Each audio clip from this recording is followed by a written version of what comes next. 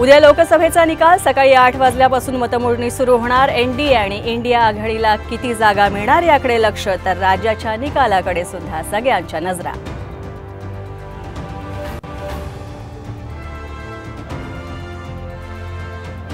भाजपच्या विजयानंतर Uddhav ठाकरेंना get well soon म्हणणार। भाजप नेते प्रसाद लाडांची उद्धव ठाकरेंना कोपरखळी।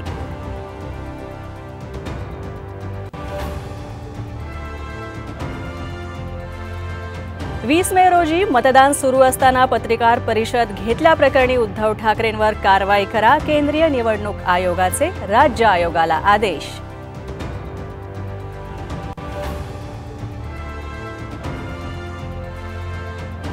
लोकसभा निवडणुकीच्या मतमोजणीला उरले अवघे काही तास। मतमोजणी केंद्रांवर जय्यत तयारी।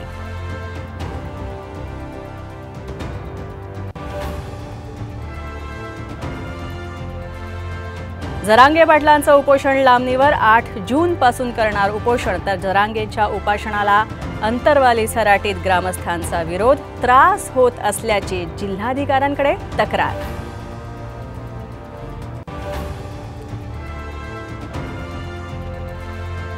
पुण्याला पावसानं झोडपलं, काही भागात साचलं पावसाचं पाणी। नंदुरबारमधील नदी नाल्यांना सुद्धा पूर।